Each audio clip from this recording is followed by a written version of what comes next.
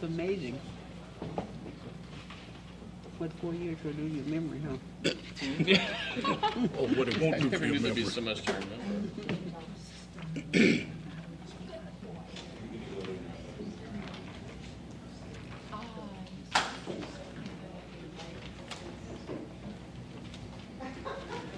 The writing's not on this one.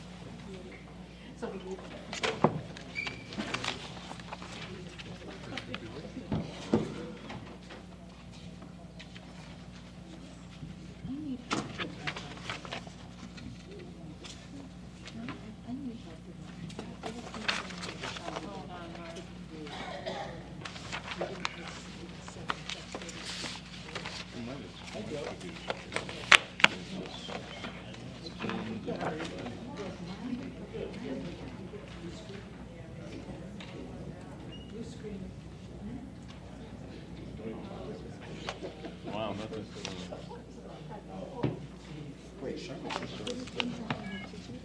Yeah, I'm sorry. Yeah, that's Of all the agenda items. But I can't see that.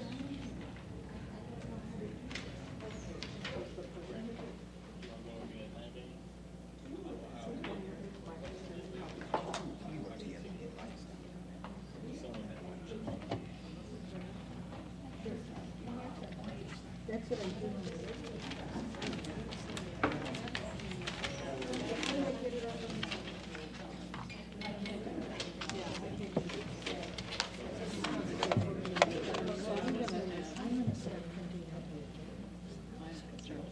And then you still get patient. We've already done a roll call. Right. Oh, that's right, yeah. All right, we're reconvening the Monday, May 13th, 2013 meeting of the Evanston City Council. The first item on the agenda is the mayor's public announcements and proclamations. Congratulations to all of you for being members of the 79th City Council. Thank you. And May is Mental Health Month, so I am not reading a proclamation, but I'm very hopeful about the month. City Manager, do you have public announcements? No, ma'am. City Clerk, do you have communications for us? No, Madam Mayor. Thank you very much. Then the next item on the agenda is citizen comment. Would each speaker please give your name and address, and you each have 3 minutes.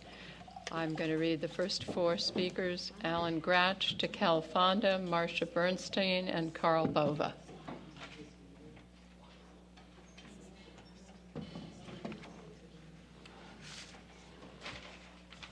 Good evening. I'm Alan Gratch, a resident at 1134 Judson, and I've been a resident of Evanston for some 46 years.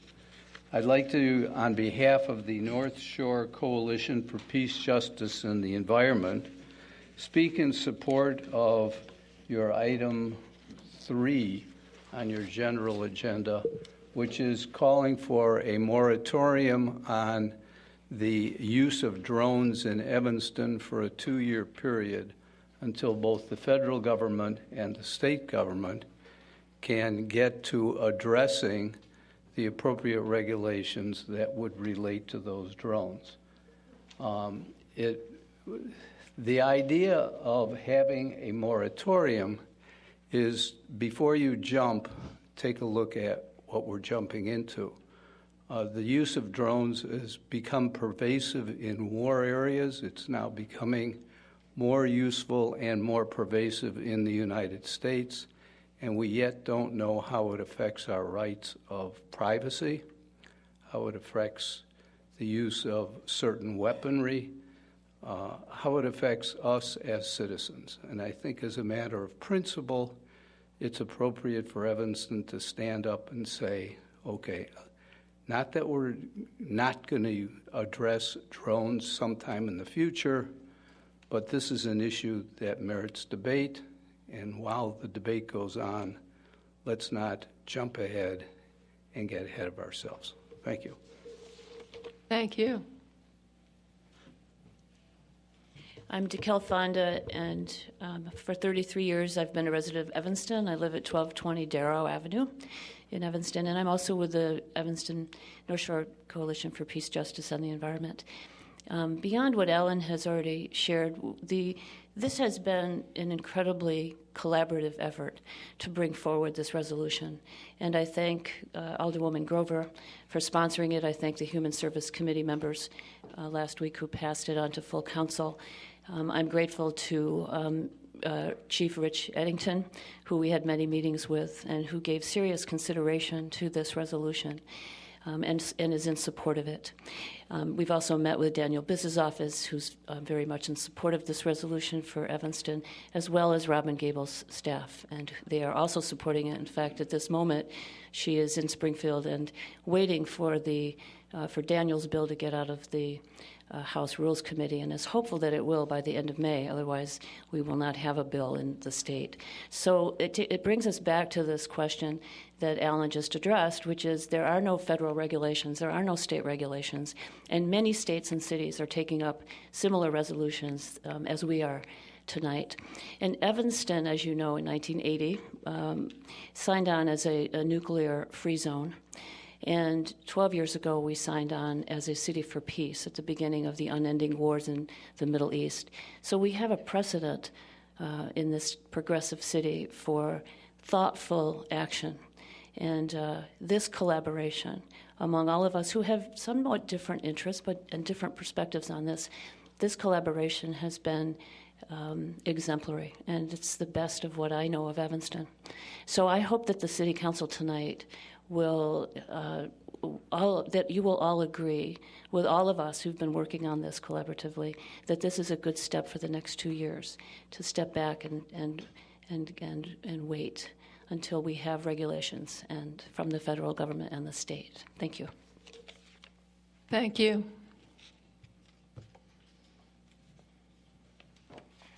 Good evening.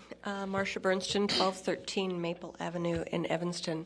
I speak both for the North Shore Coalition and Chicago Area Peace Action. So, as Dekel and Alan have already mentioned, there is pending legislation, Daniel Biss's bill, which has been approved by the Senate, SB 1587, but at the moment it's held up in the Rules Committee of the Illinois House. And if it doesn't get out, it's going to die, and then we won't actually have any resolution or any legislation in the state of Illinois. The important thing to remember here is even if Daniel Biss's bill does pass, it doesn't go far enough, because it got watered down from that which was originally proposed. It doesn't address weaponization of drones, which I think Chief Eddington in particular was like, I don't want to be dealing with collateral damage in Evanston. He was aghast at the thought that that could ever be happening in Evanston. I mean, there's precedent in Evanston, even if this bill were to pass in the Illinois House, the use of cell phones. You can use a cell phone and talk while you're driving in the state of Illinois, but you can't in the city of Evanston because we take the welfare of our citizens more seriously sometimes than the state in general does. So I think that we have to look at that and look at the precedent that Evanston has set so many times for being on the forefront, for thinking about the citizenry and what's best for everybody. And drones are just too untested, In Texas, they were running a test over the weekend of their new drone, and it crashed into a SWAT team.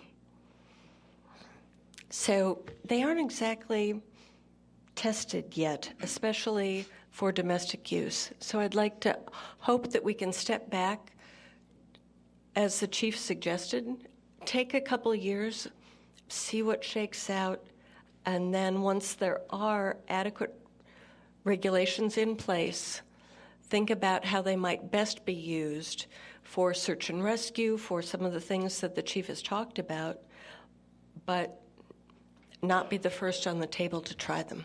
Thank you. Thank you.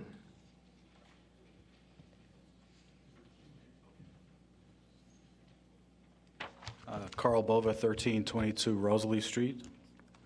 And this is in regards to item A3.5 in your consent agenda.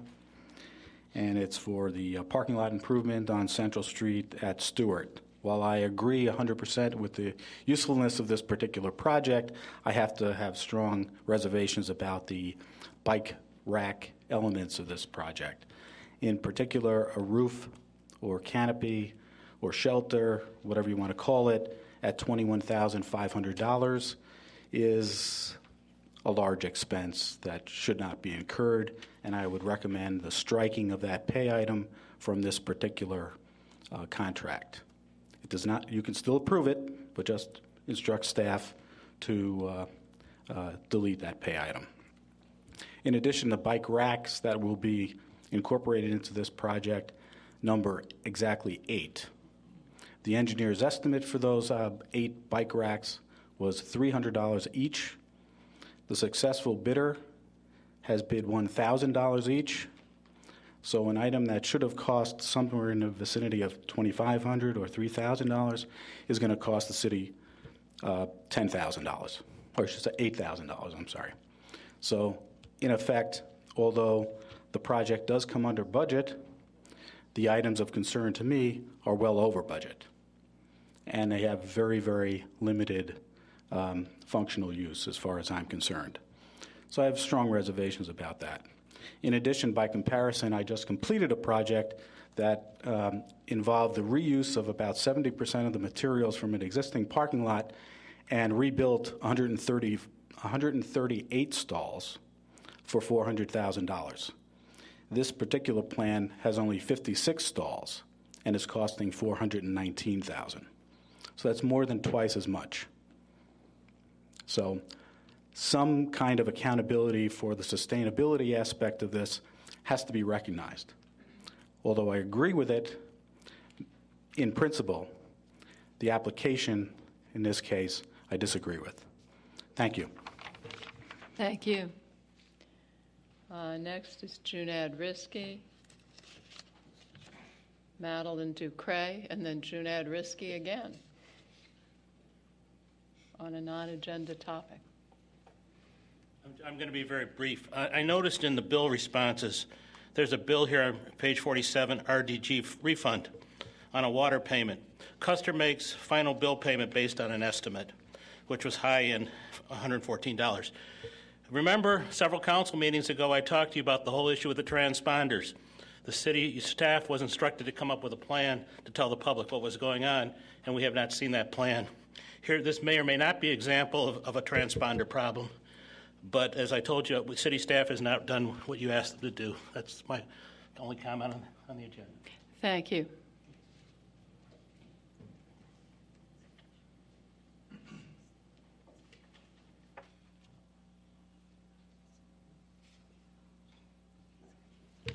Hi, my name is Madeline Ducree. I am a resident of the 5th Ward. The City of Evanston 12th Annual Children's Day partnered with the Community is Alive Festival, hosted by Lauren Hammond and Alana Williams. They are the two ETHS seniors who craft the Senior Studies Project. This event took place last Saturday at the Fleetwood Jardine Center, followed by a Walk to Remember march to Mason Park. It was estimated that over 200 people, mostly younger people, attended this event at the center. It was awesome to see Lauren and Alana, who kept the ball rolling to execute their leadership role throughout this ETHS project. Also, it was so inspiring to see all of these young people together, black or colored, white, Asian, Hispanic, laughing, dancing, having fun, and working together. The Jesse White tumblers, the DJ, the rappers, the face painters, the entertainers, etc. All of the businesses who helped with the donation and volunteers, and the people who came out to support the young people. They were simply great. In talking to the two young students, Laura and Alana, there are several other people to thank in the city who helped to make this event go smoothly and safely. Tiffany and her family, Carol and other family members who just wanted justice and peace, and the other side of the coin, which are family members who also is in pain. They gave their support too. Also, after talking to the girls, I want to thank, as a resident, the City of Evanston staff, the Alderman Dolores Holmes, and Peter Braithwaite, Betty Esther, the Fleetwood Jordan Center staff, Deputy Chief Hartley for helping to steer the young ladies in the right direction and getting the help they needed to make sure the code of safety were present and to extend help in other ways, like Commander Davis, Officer Champion, the Foot Patrol, the motorbike officers, and the other officers who helped with the traffic to make the march to Mason Park very safe. As I personally filmed and observed the event, I noticed some officers and some of the younger people exchange words and comfort. Hopefully in the future, the doors will open even more. To all the young people who attended this event in Evanston, I am proud of you, and I thank you. Thank you. Thank you.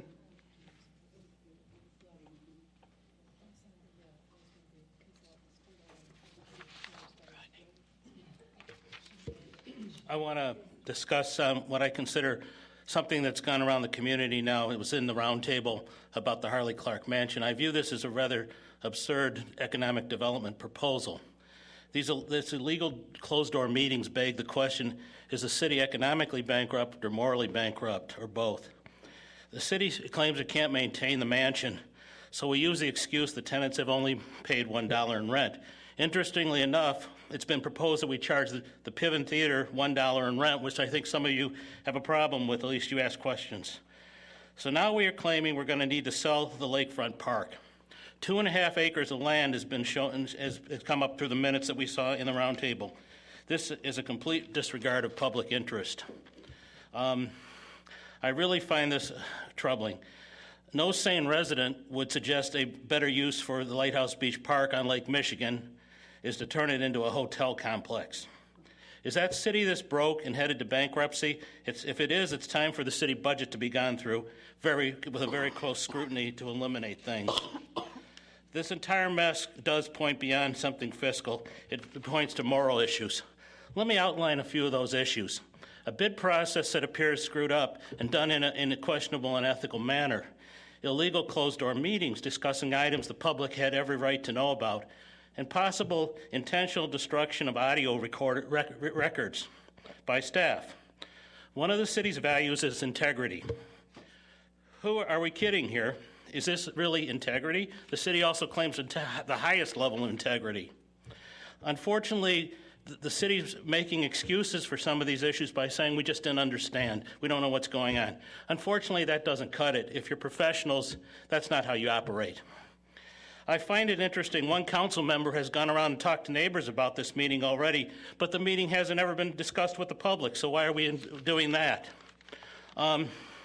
There's only one silver lining in this, and that is not all council members participated in these meetings. So my suggestion to this council is quickly and fast that you end this and you really do what the roundtable and others are suggesting, and that is you eliminate this proposal.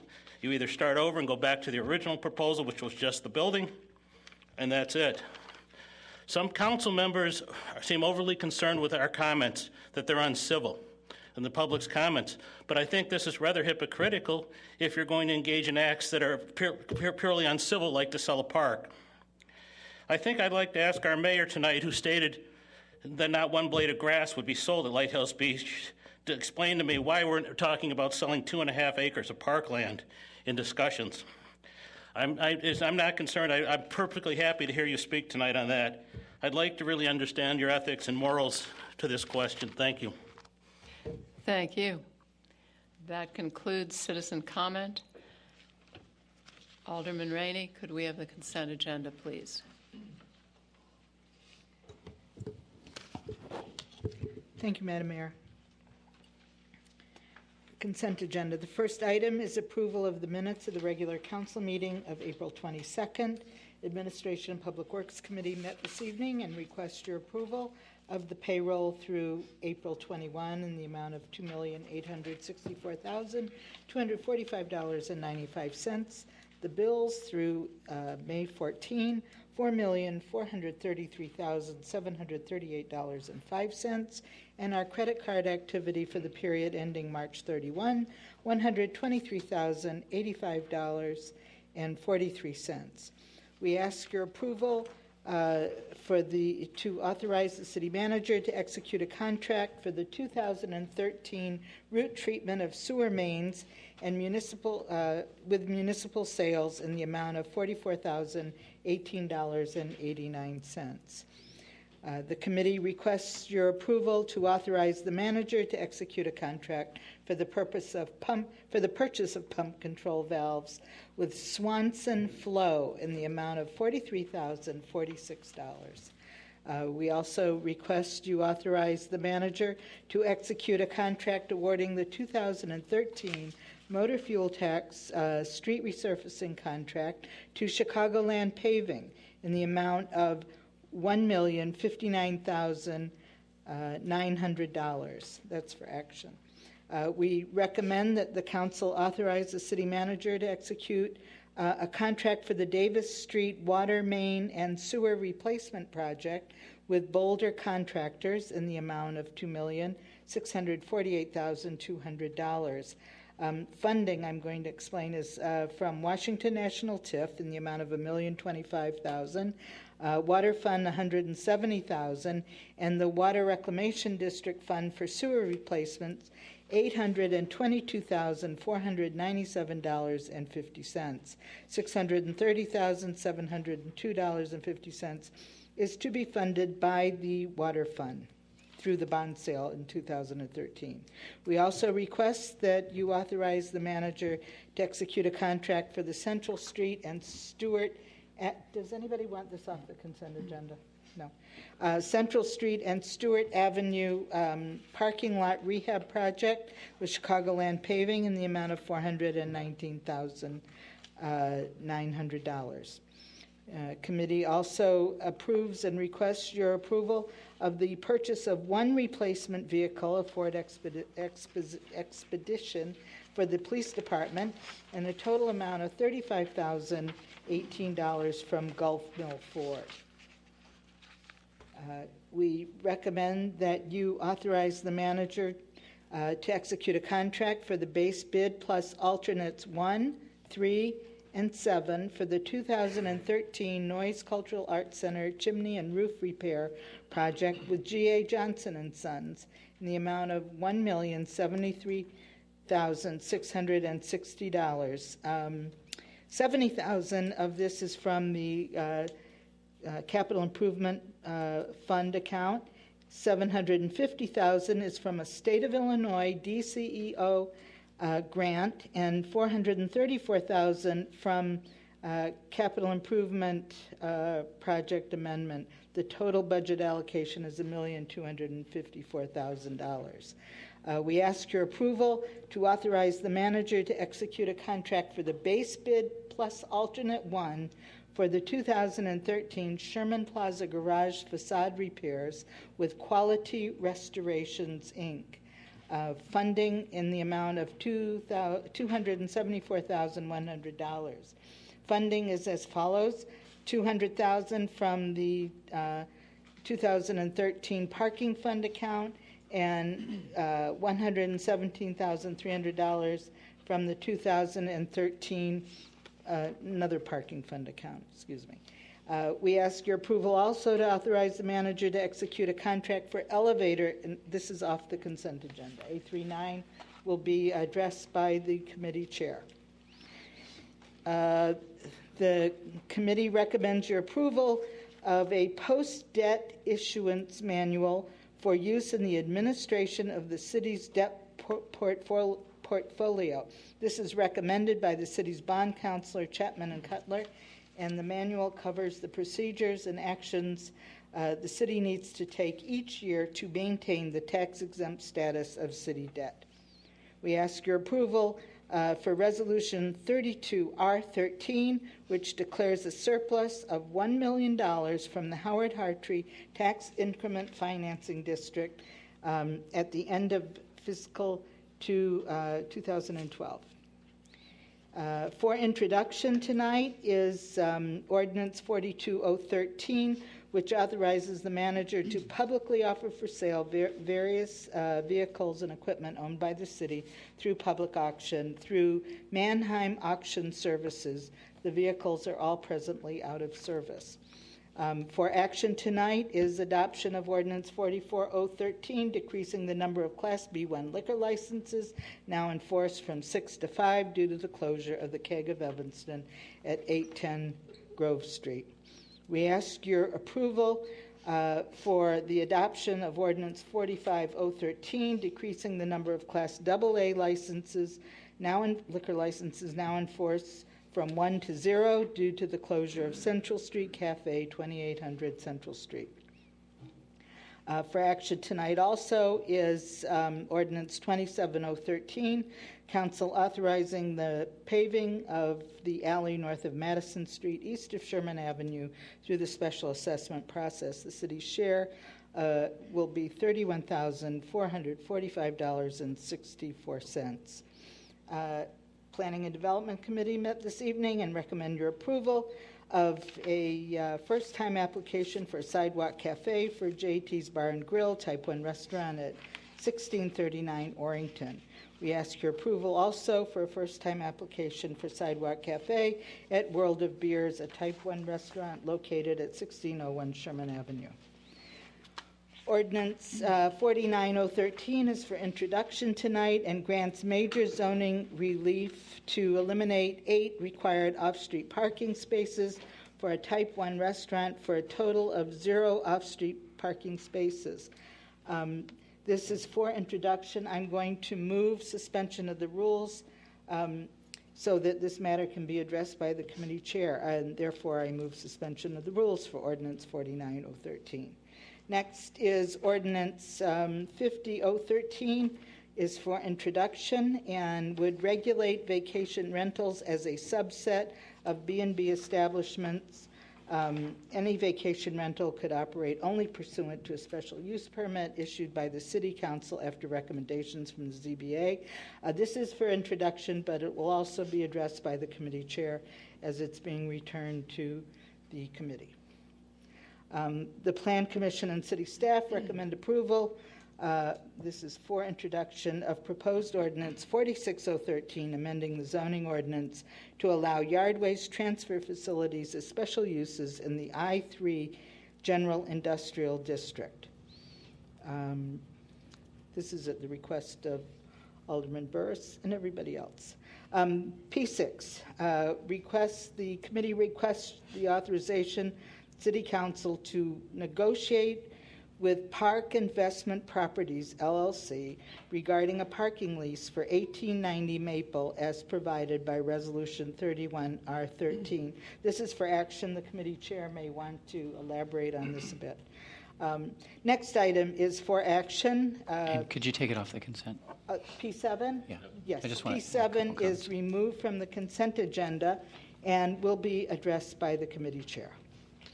Ordinance 38013 is for action.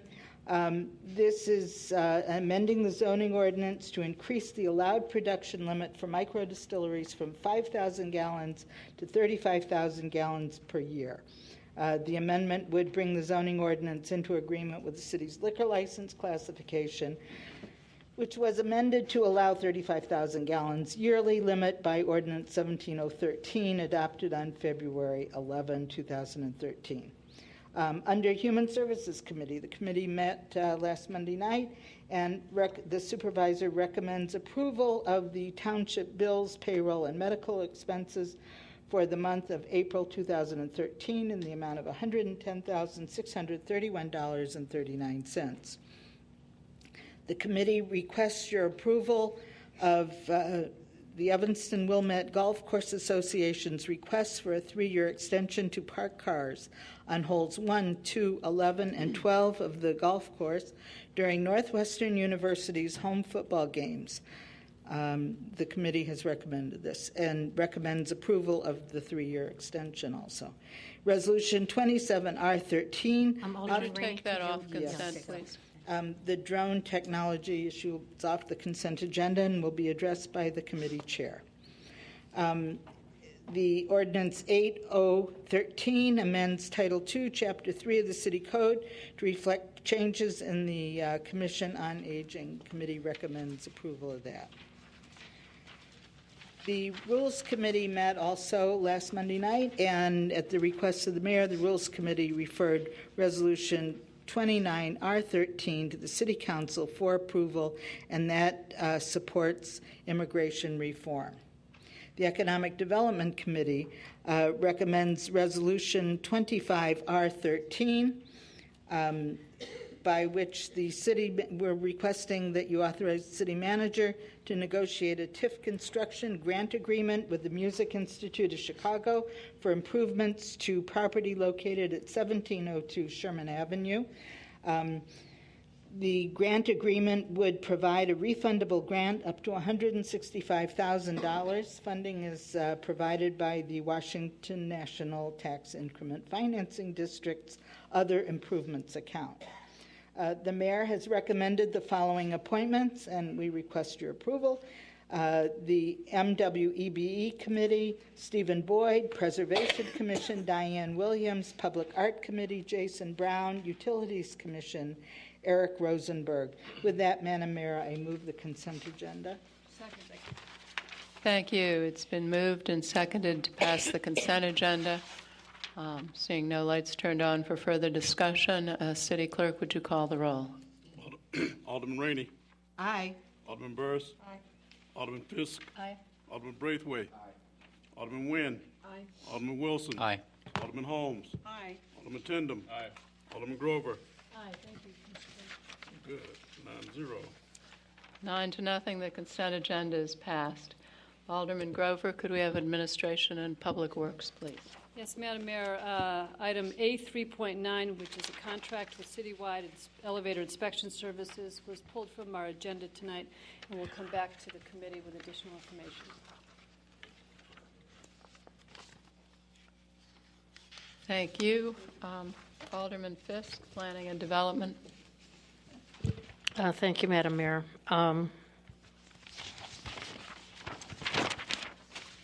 Please remind me which ones were pulled off. P7, anything before? Three. P3, okay. P4. Thank you. 6 and 7. Okay, P3 is ordinance. All right, thank you very much. That's a help. Ordinance 49013, granting major zoning relief for the elimination of required parking at 623 to 627.5 Howard Street. We voted and approved the amendment to suspend the rules, so this would be voted on tonight, so I move approval. It's been moved. The rules are suspended. We voted on that already. It's been moved and seconded. And seeing no lights for discussion, City Clerk, would you call the roll? Alderman Rainey. Aye. Alderman Burris. Aye. Alderman Fisk. Aye.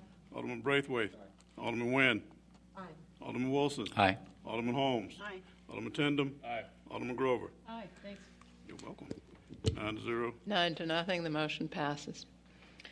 Okay, P4 is ordinance 50013, amending various portions of the city code in order to regulate vacation rentals as a type of B&B establishment. At committee tonight, we recommended to introduce that at council tonight, but to send it back to committee, and perhaps Alderman Wilson would like to speak to that. Just briefly, I think that there were a couple of concerns. First and foremost are the obvious exceptions that should probably be included. The specific item that was mentioned was with regard to someone who might be selling a home and renting it back from the purchaser for a short period of time. And also to make sure that we have reviewed our other definition provisions and other provisions to make sure that the changes are consistent with other aspects of the zoning ordinance and elements of our city code. An exception for hardship case. Right,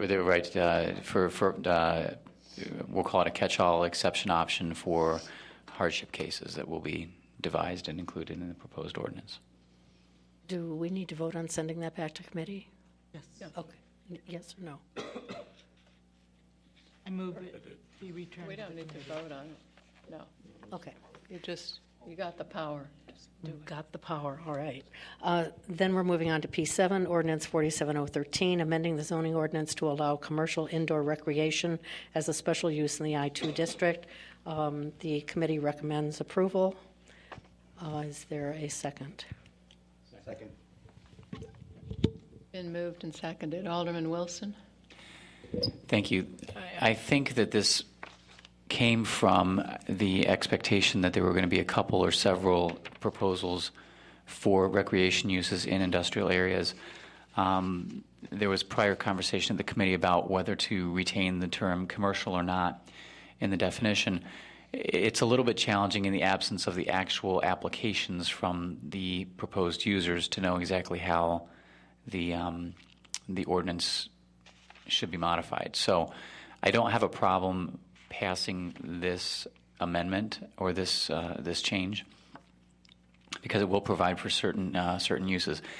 However, I do want to make it clear that from my perspective, this is not intended to preclude other ideas or recreation uses anywhere in the city.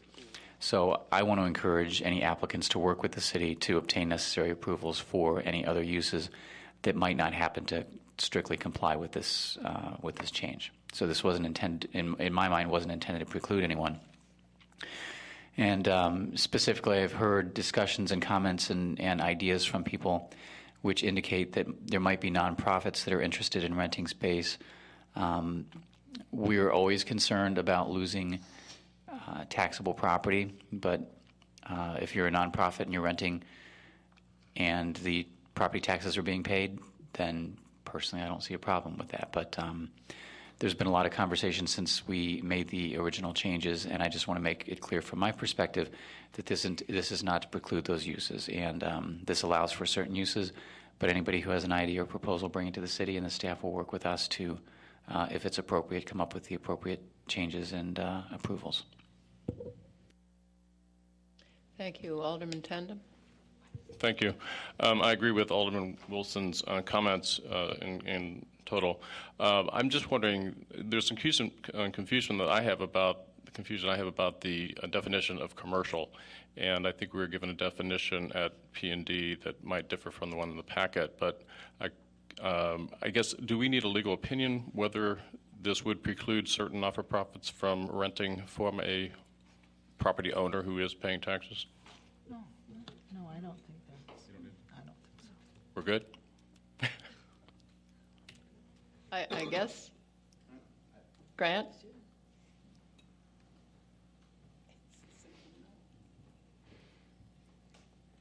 Madam Mayor, Clerk Green, members of council, Grant Farrar Corporation Council. I think with respect to the current definition, I think that the issue that was discussed at the committee at the last meeting was the difference between commercial and commercial purpose. Right now, the definition as currently in the amended version does not preclude a nonprofit because a nonprofit does not fall under that definition. So I think the issue about paying the taxes, that should be a negotiated term of any lease, and that could certainly also be a negotiated term of a special use. So there is a lot of, that would retain the flexibility for the city on a user use by use basis. So I think that addresses the concerns that have arisen over the last couple of weeks. Thank you. Does that answer your question? Alderman Grover. I'm still not clear on the branches. Thank you, Madam Mayor. Wait, while Grant is there, sorry, Alderman Grover, could he's could got- Alderman Wilson ask a follow-up? Thank you. In relation to Alderman Tenham's question and the answer, I think I had the same misunderstanding that Alderman Tenham had originally, but you're saying that, let's say a nonprofit comes into a warehouse, rents the space, and the landlord pays the property taxes, and we're happy to get our money. Your answer is that this ordinance as it's drafted wouldn't preclude that use. Well, I think there's obviously two buildings. Let's take the building that would be leased from the city, obviously. We could condition that. Not from the city, from a private entity. Private. I don't think that that is going to preclude the property tax issue. Well, what I'm concerned about is precluding the use. Precluding the use. My reading of commercial purpose, it says occupation, employment, or enterprise that is carried on for profit by the owner, lessee, licensee, except for activities carried on by a nonprofit organization that utilizes the proceeds of such activities solely for the purpose for which it's organized. Let's pretend it's the baseball league, and the baseball league collects fees from its members and it uses it to perpetuate its own entity. And let's say they want to rent a space to practice in. The way I'm reading this, they would be precluded from renting in the I-2 district because they're not a commercial purpose. Yes. Okay. I think that's where the disconnect was, because yes. I think if anybody was listening to your first answer, they would think that they could use it. And this says that they can't use it. And that's why I wanted to make my comments about, generally speaking, if somebody has an idea and they want to come and do this, I'm not saying you can't do it. I'm not saying the purpose of this is to say you can't do it. I'm saying bring it to us and we'll figure out, hopefully we'll figure out a way to do it. Yes. Okay. Thank you. Sorry, Alderman Grover. Maybe it's important to remember that the amendment expands the uses in an I-2 district. It doesn't constrict the types of uses. It really does expand uses to include recreational uses. And then the question is really who's running the recreational activities. Is it a commercial or non-commercial entity? And as written, non-commercial entities cannot conduct recreational activities under this amendment. Correct. And I think that comes into the issue, and that gets fleshed out when the special use application is made and we see the composition, we see the uses, we see a ratio of activities to, so. It moves to a special use deliberation. Yes. Within this which is a legislative deliberation and obviously goes through all those channels and has a lot of staff council interaction in terms of getting a true understanding of whatever the proposed use is. But in the meantime, we've just opened up industrial districts for this additional use, potentially upon a special use application. Correct. Thank you. Thank you. Alderman Rainey. Yes, thank you, Madam Mayor. Grant, if a property tax exempt, not-for-profit, leases a piece of property, regardless of where it is, whether, from a commercial real estate concern investment, there is no way that that property is removed from the tax roll based on the lease. Is that correct? Yes, but we're also forgetting, well, we're not forgetting, but the Cook County Board of Review, we don't know if for any particular parcel there may be some sort of special application or waiver. I know that there are those vehicles that certain property owners use both in this city and countywide. So I think that the issue here is there may not be one shoe that fits all here, but the way that the current amendment is drafted, it does afford some latitude to these potential users. But I think that that also comes back to the parameters of the proposed use, the ratio of the use, and everything that gets fleshed out through that process. In the case of the the Music Institute renting space on Sherman Avenue in the lower level of the Galleria. Is that property, that space, then going to be tax exempt, do you believe?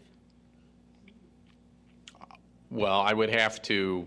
I see no difference between the Music Institute and a soccer team. Mm-hmm. So, I mean, when it comes to being a not-for-profit, being property tax exempt if they were to own the property.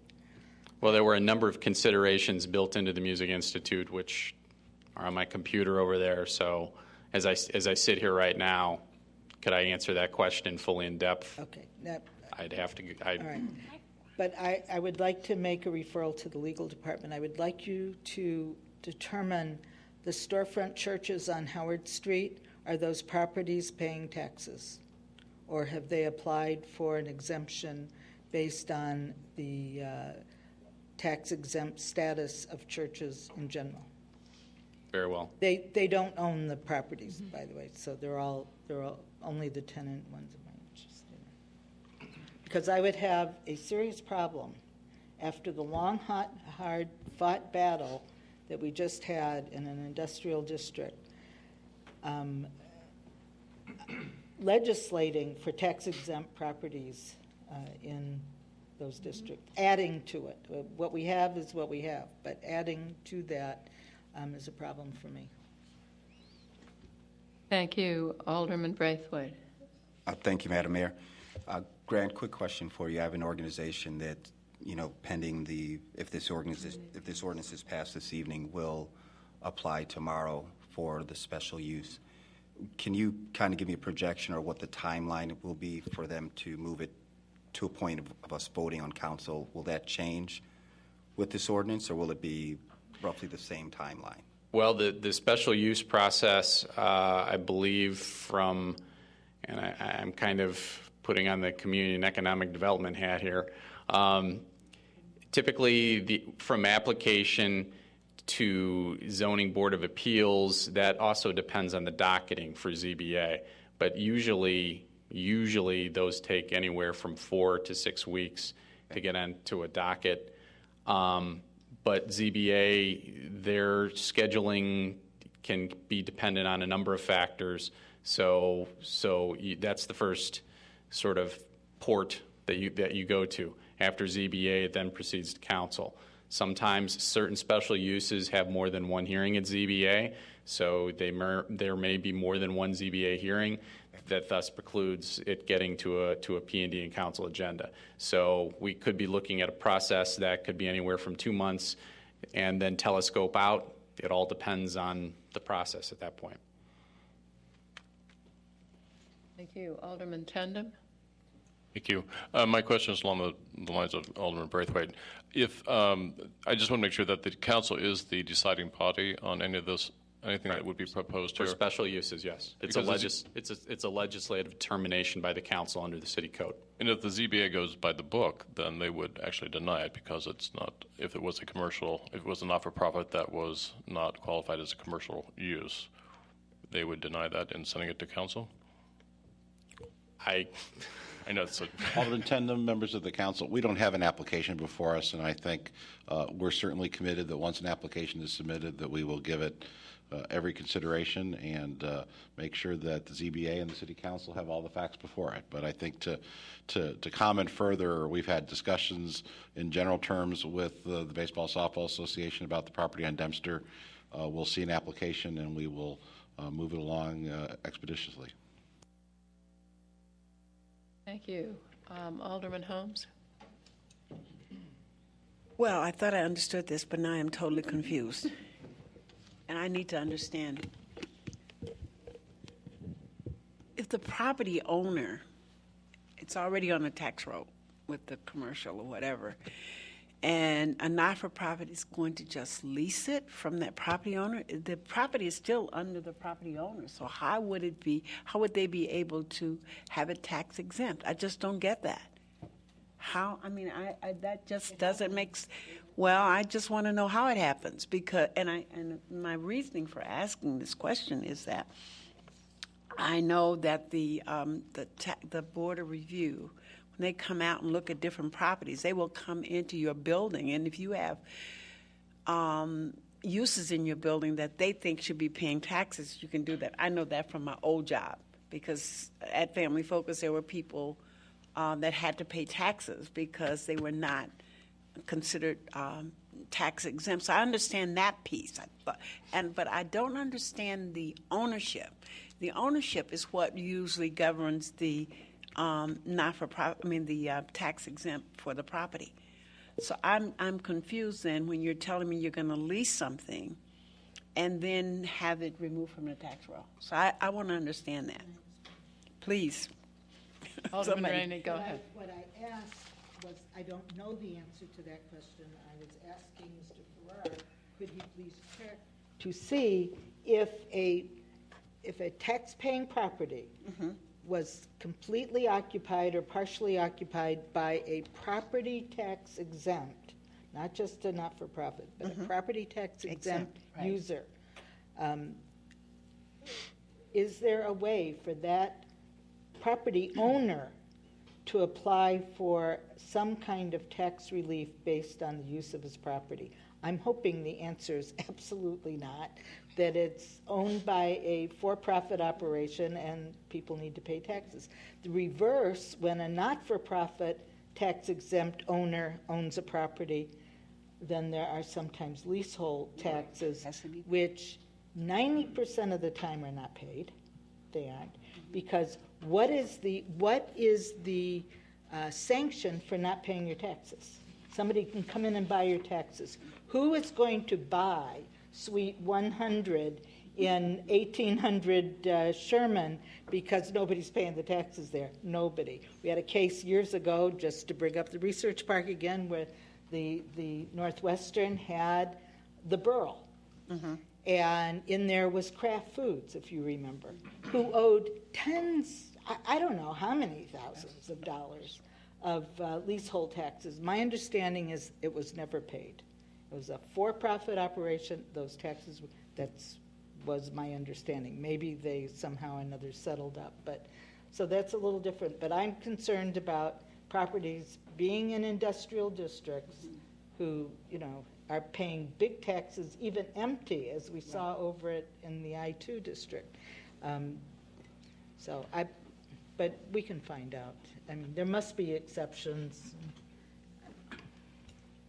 I want a clear answer. Madam Mayor. Not tonight, but I do want a clear answer. City Manager. Madam Mayor, I think Mr. Lyons can at least shed some light on the subject. We can come back.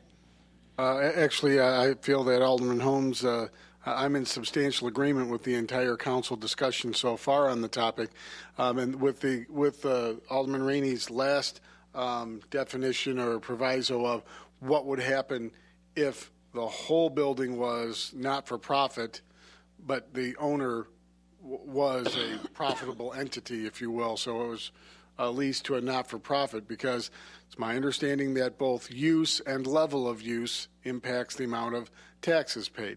So I would work with Corporation Counsel to get a definitive response from the assessor's office that says, here's how it is assessed. And Madam Mayor, I think also, as Mr. Farrar has indicated, the special use process is a vehicle for the council to perhaps provide some definition to some of these issues on a case-by-case basis. So we'll get you the information as best as we can from Cook County, but if such an application is made and is considered, we will likely be proposing conditions that would address this issue regardless of what we hear from Cook County. All right, well, we have before us an ordinance that's been moved and seconded. Alderman Rainey? On the business of, we've been accused of requiring people to pay for zoning. So I'm very nervous about saying, don't worry about the zoning. When they come for special use, we can make them pay taxes or something. I mean, that issue always comes up when we get to that point. So that's a concern of mine. I'd rather hold this and find out. I mean, one or two calls is going to give us the answer. Can for-profit tax-paying owners rent to not-for-profits and get tax relief? I would really, I don't feel comfortable voting for this, and I want to vote for it because I totally approve and agree with the use, recreational use in an I district. I agree with that. What I'm having a problem with is the potential for moving those very lucrative properties from the tax rolls. I understand that. Alderman Wilson? Right, and I understand it as well, which is why I'm not suggesting we go back on your proposed change. We leave the word commercial in there, so that's not an issue. And I think if we have a specific problem later and it's necessary to expand it further, if we choose to do so, we might do that. On the other hand, if it is too dangerous because of these possibilities, then we, as Alderman Grover mentioned, we've expanded the use to commercial uses, and it would provide for that. But at least this kind of opens it up for those commercial uses without the danger of us having to have the adverse consequences of the properties coming off the tax rolls. So my inclination is to go ahead and get this one moving, and if we need to make adjustments somewhere down the road for something else, then somebody can apply for it. We don't have any applications, so it's a little hard to work in a vacuum. All right, Alderman Rainey, you want it held? Or you want to, are you ready to vote? I want to vote for it, but I'm not voting for it tonight. And I want to vote for it because I don't feel comfortable.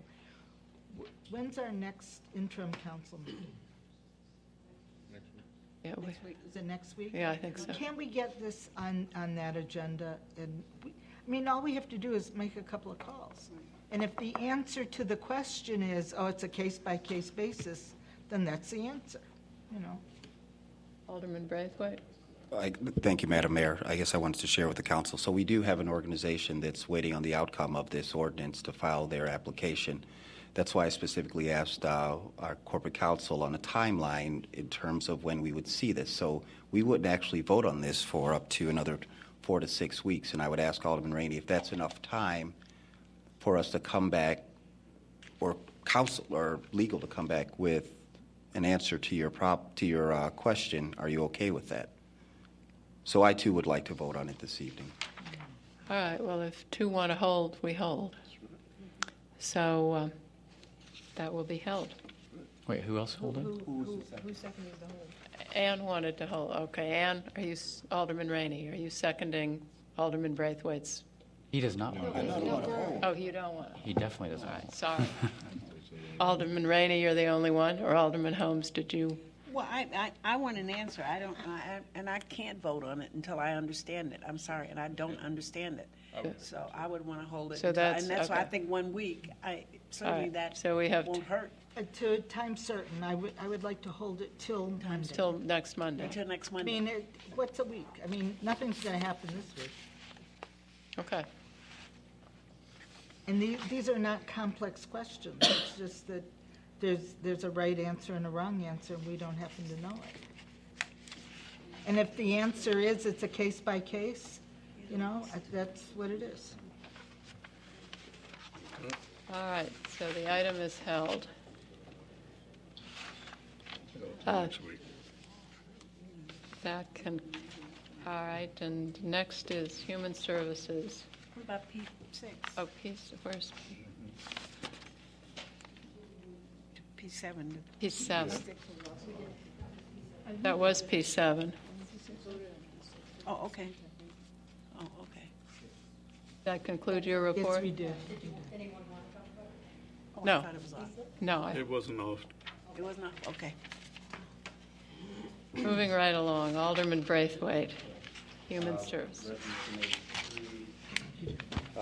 2713, authorizing the city to establish a moratorium on the use of unregulated drone technology. At our Human Services Committee, we unanimously voted to move this ordinance along, or resolution along. Thank you. Well, I asked to have it off. I have some concerns about it. The public comments helped to make it clearer, but I still have problems with the concept that it's progressive to have moratoriums on new technology. It still seems to me that the way to handle new technology is the way we've always handled new technology, which is to create laws that outlaw bad uses of that technology. There was a time when a pen was a new piece of technology, and it's been used for good and it's been used for evil. And the way to handle it is with laws that govern it, not by outlawing the use of the pen. So I do not view this as progressive reaction to technology. So I'm looking for a little help from the committee as to why this was a good idea. Alderman Fisk? Well, I'm not going to be much help.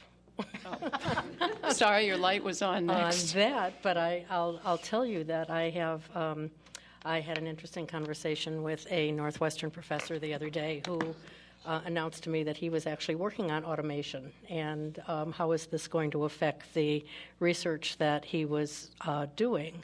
And I guess some of the research on unmanned aerial vehicles involves his class operating these in our public parks, and was there going to be police that would show up and arrest them? And I said I couldn't imagine that, but I've done a little bit more research in my conversation with him.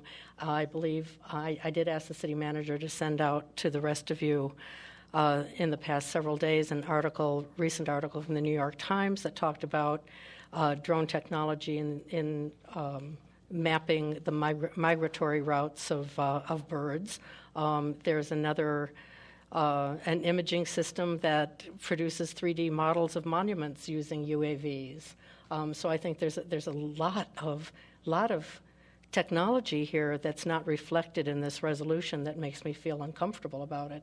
And until we have an answer, or until at least we reach out to the faculty at Northwestern and find out if this is in fact going to be affecting them and what they're doing, I think it's not a good idea to move ahead with it unless it's very specifically written to focus primarily on, now I've lost my page, so, but primarily on warfare and privacy. Thank you. Alderman Grover. Thank you, Madam Mayor. I appreciate your comments. Yours too, Alderman Fisk. There's no doubt that unmanned aerial systems, there are beneficial uses to them, and our police chief was quite candid in our Human Services Committee meeting about what those might be, namely for the purpose of public safety. He described being able to do search and rescue operations, whereas in his words, he could cover the lakefront from Howard to Isabella in much less time with much less person power that we would normally do a search operation in Lake Michigan. I know that fire departments have deployed drones in other places to do monitoring of ongoing fire suppression activity. And so there are beneficial uses to drone technology, but at this point, most of the regulation about the use of these unmanned aerial systems comes from the Federal Aviation Administration, and most of that has to do with, I think, regulating the use of airspace. We live in a very densely populated urban setting, and I'm not sure we want our parks being used to float drone technology. It's different than a kite. It's different than other things because a lot of these drones have cameras attached to them. And in fact, that's mostly the purpose of the drone technology used for public purposes. They have cameras attached to them. The Evanston residents who are concerned about this are concerned from a privacy perspective. To the extent that you're uncomfortable with a 2-year moratorium, it's a moratorium on an implementation of the drone technology, not on its development, not on research, just on the implementation, which means putting them into Evanston airspace with cameras. And I think that's what the resolution is intended to do. Keeping in mind that, please, a moratorium is something that we can very easily revisit when we find that the state legislature has passed meaningful legislation to regulate them, or that Senator Durbin, I believe he has a bill pending or in the works to do the same. When we find that there's meaningful regulation out there, we can obviously revisit it and unresolve a moratorium or withdraw the resolution on this, or when we get advice from our experts, namely our fire chief and our police chief, that they would like to deploy this for public safety purposes, I have no problem with backing away from this resolution and undoing a moratorium, because at that point, I'm assuming that our life safety experts have done the homework, have figured out how to best use them and how not to misuse them. As Chief said at our committee hearing, we have ways to determine how he uses them, but we don't have ways to really regulate at this point how private people deploy unmanned aerial systems. And so the resolution is a great public statement about our commitment to privacy, to constitutional guarantees of privacy and so forth, as against both public and private exploitation. But also it's a way of, as I believe Ms. Fonda said, just putting the brakes on this for a little bit, at least in Evanston, within our borders, so that we can wait until the state and federal legislatures catch up to this technology and give us advice on whether there's a role for city government to play in regulating drone technology within our borders. If you'd like to consider at some point an ordinance to do this, then let's do that. But in the meantime, I think it's in the hands of the feds in the state and Senator Daniel Biss with his pending Senate bill. It's passed out of committee, I think, hasn't yet gone to the House. So I hope you'll consider this. The committee supported it, and we have support of some really great local activists as well. Thank you. Alderman Wilson? And I generally support it too, but now that we're overthinking it a little bit, certainly I imagine it's not intended to apply to like a model airplane or a remote control helicopter or a toy or something like that. But the definition broadly would include anything like that. It just says any unmanned aerial technology. What does it say? Unmanned aerial system. So we should probably make some sort of adjustment just so it's clear that it doesn't apply to like children's playthings, because it would. And it would be a little frustrating to have neighbors coming and complaining about the kid's toy helicopter or something like that. So they have cameras too. They do have cameras. Those toys. I don't have any of those toys, but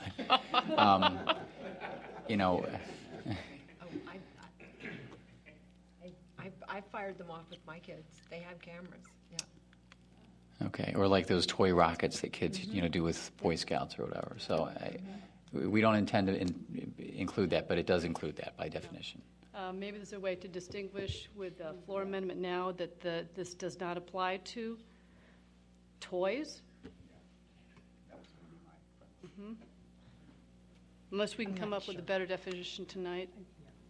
Alderman Braithwaite? That was going to be my friendly amendment. I mean, I sat through the Human Services with the other council, and after hearing from the residents and also a very clear presentation for the chief, it was clear what he was talking about. It was crystal clear. And so he doesn't have any immediate plans to use the drone technology. I mean, we can compare it to the red light cameras technology. It's out there. It isn't going anywhere, but we're crystal clear that we don't want it in Evanston. I think just by the definition of this resolution, we're making a statement this evening that also says that we're just going to wait. And we're going to wait 2 years for other municipalities to test it out, to work through the bugs before we revisit the technology. And so my friendly amendment was going to be to somehow make it clear, in a clear distinction, that we're not talking about toys, but we're talking about the large surveillance equipment that can be used to invade the privacy of residents. We're talking about those large pieces of technology that, if not properly regulated, that if it was to fly into someone's window or on a car, that could cause damage. That's what I walked away from our Human Services meeting. So I don't know if there's a way to make that friendly amendment right now, just so we can pass it and move on, but those are my comments. Thank you. Alderman Fisk? Yeah, I'd like to ask the Corporation Council for how in the world do we define this, because it's not just children's toys. I mean, my dentist flies model airplanes that are fairly sophisticated in the park. How do we reassure our citizens that they're going to be able to pursue their interests without falling under this resolution. Madam Mayor, members of council, Clerk Green.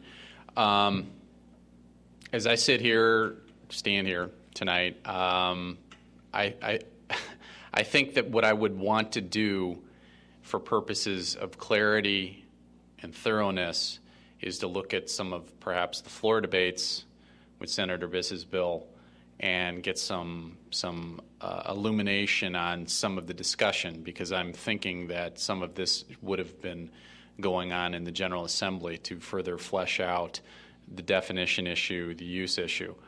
As I stand here tonight, I don't have a level of comfort, and I will confide that quite frankly to this council, that I could work with the council right now to craft definition that could allay a lot of the concerns that are being expressed. The concern over the use and then the concern over the definition of the equipment itself. The definition of the equipment itself implicates size. It implicates the technology that's attached to it. It may implicate frequency of use. There's just a lot of issues that I don't feel comfortable or competent to be able to flesh out right now to guide the council in deliberations relative to a floor amendment. Thank you. City Manager? And again, I would just echo that, as I think I mentioned that the committee saw at O'Hare Airport in the Brookstone them selling these. Mm-hmm. So if that flies into someone's window, is that a child's toy and that's okay, or if it would have to be something larger? So I'm just concerned the council, whatever path you take is whatever path you take, but you'll have police officers and code enforcement officers getting phone calls, and we just need to know as clear as you can what those parameters are. So what's your pleasure? You want to send it back to committee and... Can we hold this here and then bring an amendment at next council meeting? Sure. Well, I don't know if you could do it To by define. Monday. I mean, by next. On the 28th, what would be our preference, I think, in order to get Sure. the legislative record from Springfield. I think look at other jurisdictions. We're certainly, of course, not the first to deal with this, but we'd want to be as clear as we can. So we could come back, I think, on the 28th with, if at the very least, an update as to our work. Thank Great, you. thank Alderman Rainey? And also, Alderman Fisk brought up an interesting point. Could we check and see what is going on at Northwestern and how a moratorium would affect their research? I think and that would development? I mean, they might be doing, fabulous work. I think that would be a good idea. All right, so this is held to a date certain. 8/28. Thank you. All right, Alderman Braithwaite, that concludes your report.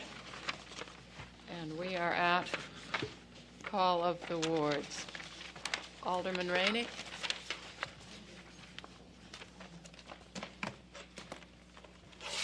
Thank you, Madam Mayor. Congratulations to everyone who succeeded at the polls on the 9th. Was it the 9th? The south end of town has a very busy week or two coming up, and we have a very important court appearance on Wednesday morning at 9:30 in room 206 at the Skokie Courthouse. And we would love it if any members of the council or any of your constituents could join us. It is the preface to the beginning of the trial on the Kostulis murder. So that's going to be very important. We've never missed in, I think it's now 20 months, we've never missed an appearance, no matter whether we sit there and they bring in the prisoner and it's just calendaring, month after month after month, but things are starting to happen. But we've never missed, and we've always maintained that to be there with the family is very, very important. The next appearance, if you can't make this one, is going to be July 8th, which is the tentative beginning of the trial. So if there's no if there's no plea by then. Also on Thursday, we go to the deleterious commercial hearing, the final hearing for the Howard Hoyne food. City of Evanston has received some criticism from people because we care about gang and drugs on the Chicago side. We've had a major effect on bringing into the mainstream a convenience store at Howard and Hoyne called Howard and Hoyne Foods. It's been a transformation that is unbelievable. The City of Chicago has a process by which a business license is threatened if, after 3 hearings, the business does not conform to the hearing officer's orders. I had absolutely no faith in the process. However, it is the most credible process I've ever seen that isn't actually in a courtroom. It's a hearing with a hearing officer, and there are rules and regulations set out for the establishment that has been brought before them by virtue of a petition of neighbors. That's all it takes. They have to hold these hearings if they get a petition. I think it's with either 5 or 10 nearby neighbors signing it. And if after the 3 hearings there isn't complete compliance, the business license is removed and the business is shut down. So we've had a major effect. We didn't want to shut the business down. We just wanted to make them safe and compliant, and that's what happened. So the final hearing, and it's a follow-up, it's actually a 4th hearing to see if they've been able to maintain their status, and they have, pretty much so.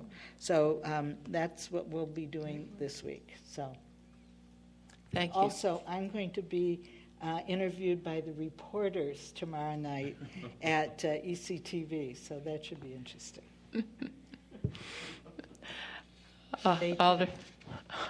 Alderman Burris. Thank you. With the beginning of this new city council, I think it's an appropriate time to acknowledge those who have assisted me during these past 4 years. First, I want to say thank you to the 9th Ward residents for giving me the opportunity to serve the Evanston community for another 4-year term. I have been very fortunate to, in the past 4 years, to work with many residents and organizations in South Evanston, most notably the Ridgeville Park District staff and commissioners, the Reba Place Fellowship community, and the St. Nick's community.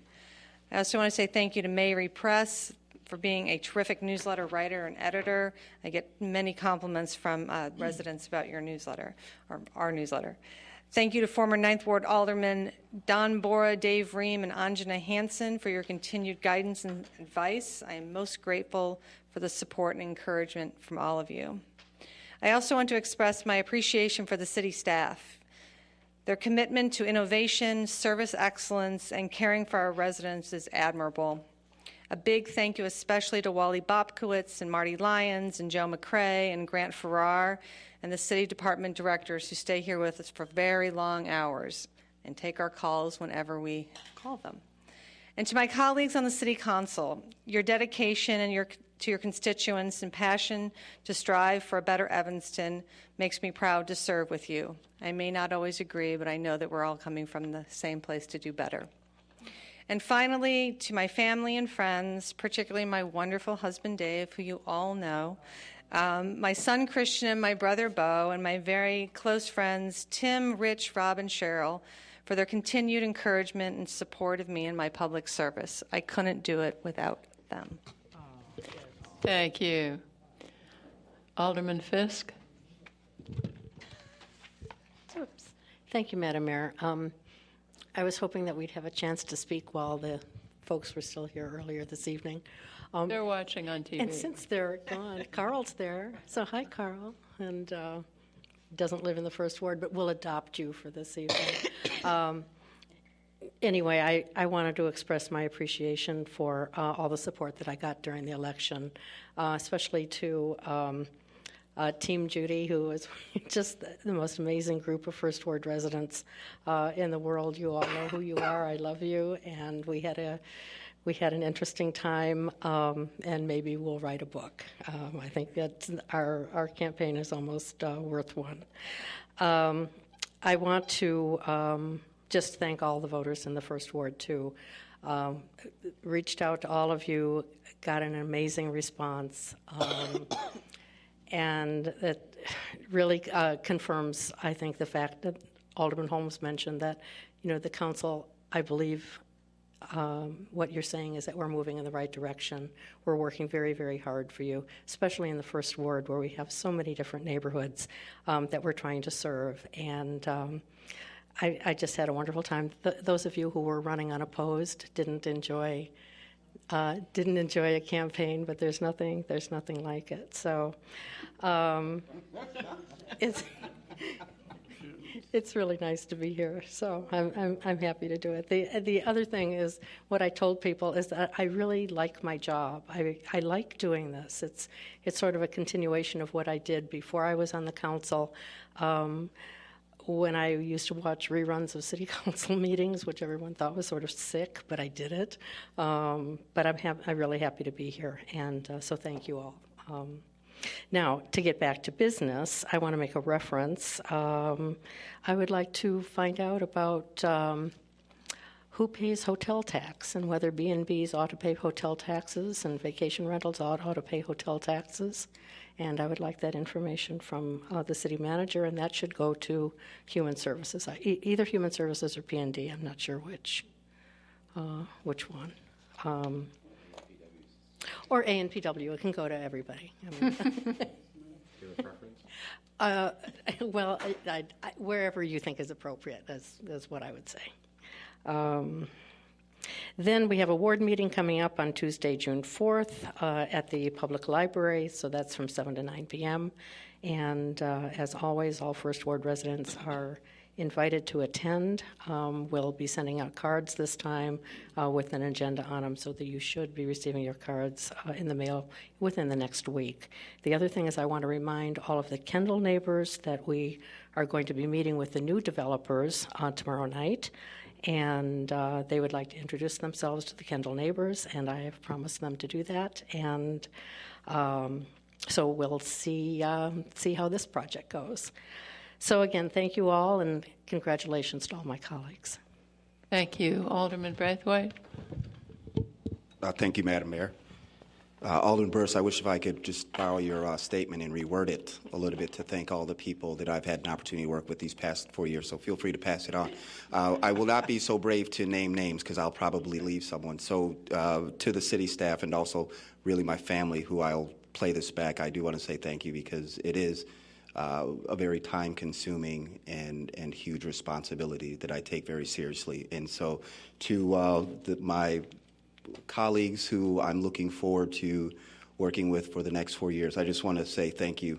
These past 2 years have been just an incredible experience, and you're a talented group in your own way. And to steal Alderman Burris's words, we may not always agree, but at the end of the day, I'd like to believe that we all work very hard to make Evanston a better place. So with that said, I'll get back to business. This Thursday at 7 p.m. at the District 65 building, we'll host our second ward meeting. It'll be the last one for the summer. We'll have representation from the Public Works Department on the schedule to discuss is the upcoming construction schedule. We'll also discuss the 50-50 sidewalk program, 50-50 alley program, as well as alley lighting program. So I invite you all to attend. Thank you. Thank you. Alderman Nguyen.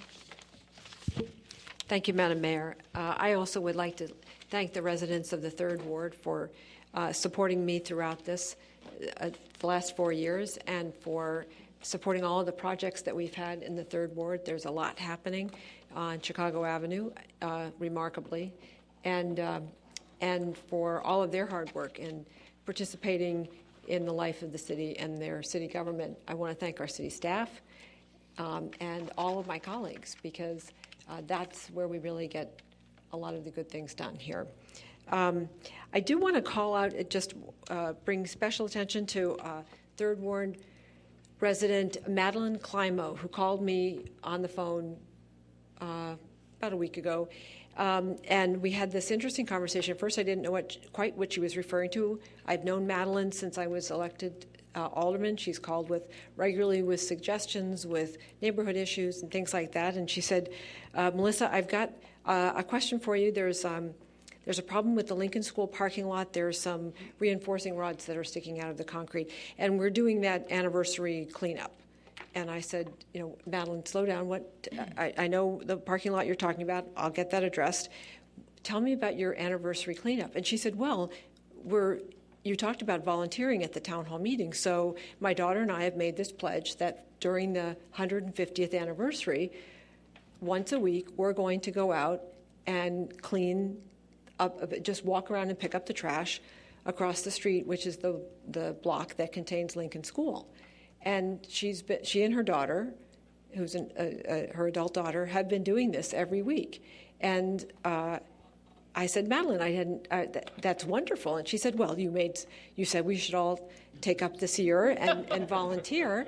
And so we've been doing it. And I said, well, thank you very much. I wanted to just point that out, that this is sort of the spirit of Evanston, and that, frankly, I think I should be doing a project like this as well. So, Madeline, you're inspiring me, and I'll be going out and doing a special project, and they're doing it every week. So this is all part of the celebration of who we are, and I think if any of us have other residents who come forward like this, that we should celebrate them. So thank you, Madeline Climo.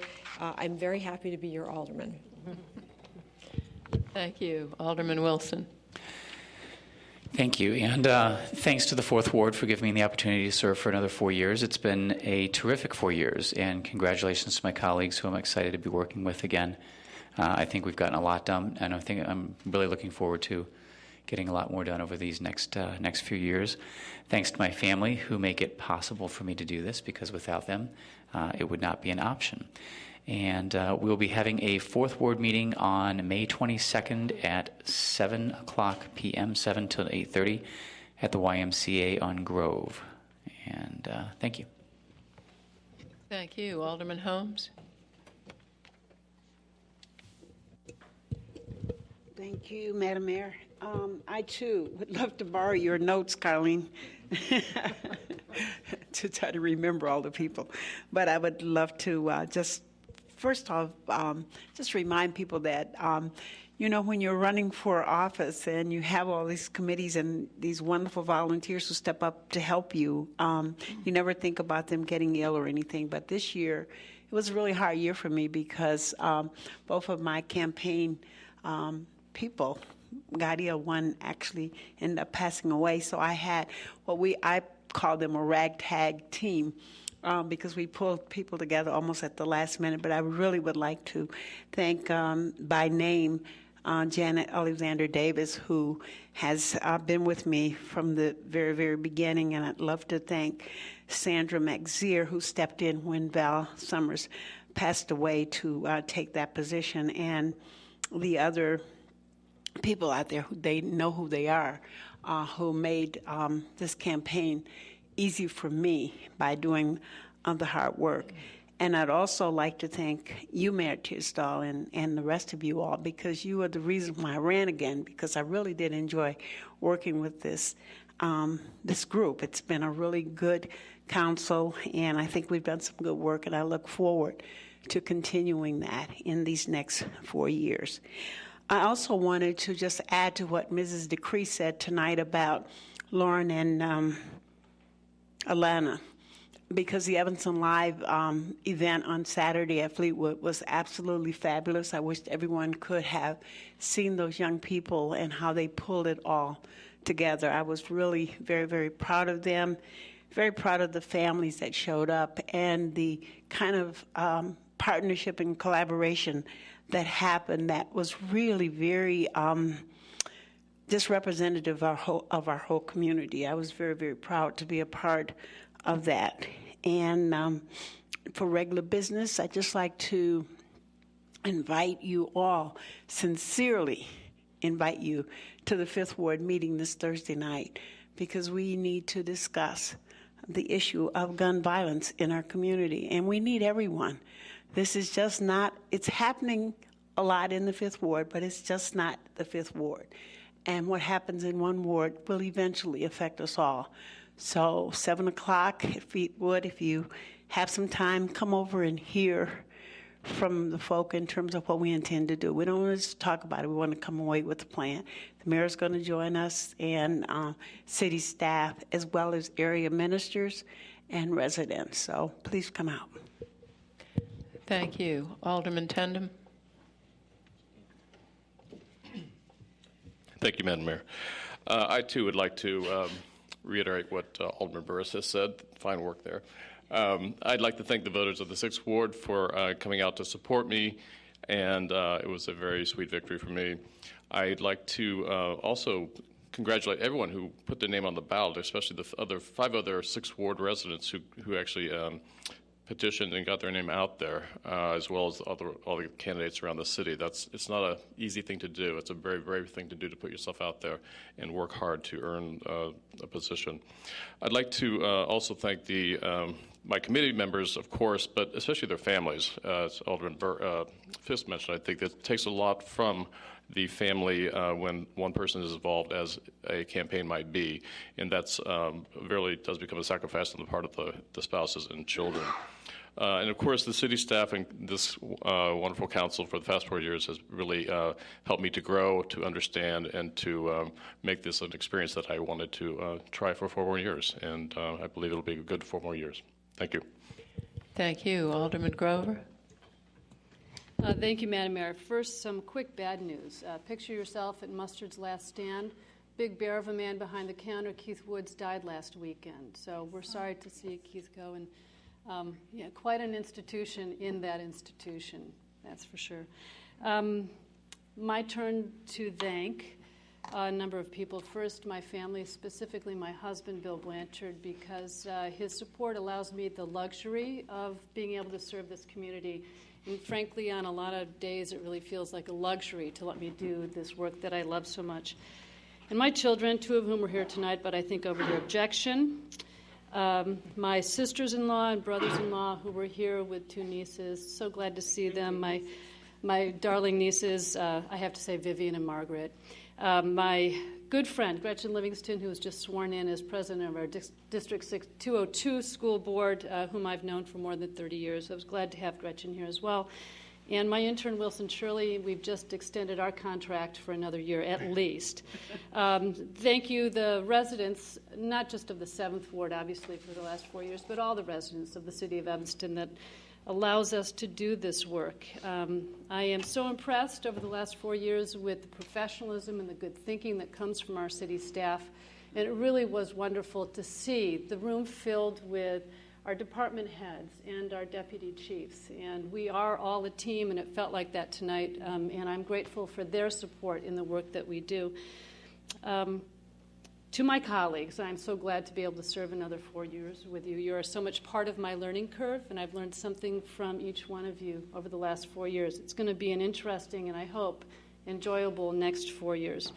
Let's do this. Let's continue to serve our individual wards, but let's work together on collaborating and improving and doing good things for all of Evanston. I think the residents of the 7th Ward know in their hearts that our west side is underutilized and underdeveloped, that there's a great vibe going on Howard Street, that we all want our children to get the best education and feel safe around the high school campus. And I don't think that's different from anywhere else in Evanston. So let's keep that in mind as we do this work and not let our ward boundaries define our work as aldermen, please. I look forward to combining more ward meetings in the next few years, and I'm hoping that we can jump wards to do that. It doesn't necessarily have to be an adjacent ward for a combined ward meeting. And can we please let civility in these next 4 years govern our discourse, that we raise expectations for the people who come to speak and be professionals. This is such good work, this business of local government, and there's really, I think you'll agree, no better place to do it than in Evanston. So thank you for all your good work. And I know that Call of the Wards, Madam Mayor, doesn't include the mayor and the city clerk, but perhaps tonight would be a good night if you're game. Thank you. Alderman Nguyen has her light on. Madam Mayor, in my remarks, I forgot to thank the three most important people for my being here, which are they're my husband, and I'm not going to get back in the house tonight. My husband, David Foster, who is the best political strategist that doesn't serve in an elective position that I know. He's the policy wonk of all policy wonks. My son, Matthew, who was able to be here tonight because he got home from college a couple of days ago, and my daughter, Caroline, who cannot possibly remember a time when I was not an alderman. So she just doesn't want her world to change, so she's very happy that I'm still here. But without their support and their thoughtfulness and their discussion of all of these issues with me, I could not be here. So I do want to make sure that I thank them. Thank you, Madam Mayor. Thank you, Alderman Tandem. Thank you. Thanks, Melissa, for the reminder. I do have a key code, but no key. Yes, I'd like to thank my husband, and that's a term I've not used publicly, I don't think, until now, Neil Moglen, for not only taking hold of my campaign, but making it possible, working as he does, to let me do this work on council and for the city of Evanston. So, thank you. Rodney, do you want to say something? Yes, you do. Well, yes, I do. Oh, y'all gave me the mic this time. Okay, thank you. There's a time limit, 3-minute limit. I just want to say thank you to all of the residents in Evanston Township and also the city for giving me another 4 years. Especially, I want to thank Ms. Bridges, who was one of my favorite circulators, Paul Howlett, who lived right across the street from me, Pam Levy, who I met just last year and got to be very good friends with her, Hervey and Patricia Fox, thank you for your time with me, and also Evelyn Orange, who's become a very, very dear friend of mine. But most of all, I want to thank my wife, because if it wasn't for her allowing me to come out on these evenings to stay with you guys, I think it would be really hard, because we both are like ships passing in the night. Sweetheart, if you're still awake, I love you. Don't stay up for me, I'll be home soon. But I just want to also say, it's just good to be here, because I'm here to serve the public. Anytime you need anything, you can always come to my office. Doors always open. I always have an ear for you. If I don't have the information for you in the clerk's office, you don't need it. But please come and we enjoy everything. So I enjoy being here. Thanks for giving me the opportunity tonight to thank all who put me back in office. Thank you. Thank you, Rodney. All right, I'd like to say that from now on, Colleen Burris will be writing my remarks. Thank you, Colleen. And I ran because this is a wonderful community, but also because I think that all of you are a terrific council, and I thought we had done great things and we would do more great things together. So thank you all for serving with me. I appreciate each and every one of you. And as for all the wonderful people who helped me get my name on the ballot and were willing to help me campaign, I thank them, and I thank everyone in this community, because I think this is a terrific community. So that covers everybody. I'm done. And if there's a motion to adjourn? All in favor? Aye. Your meeting on Thursday. Didn't get a plaque? I think I have a plaque.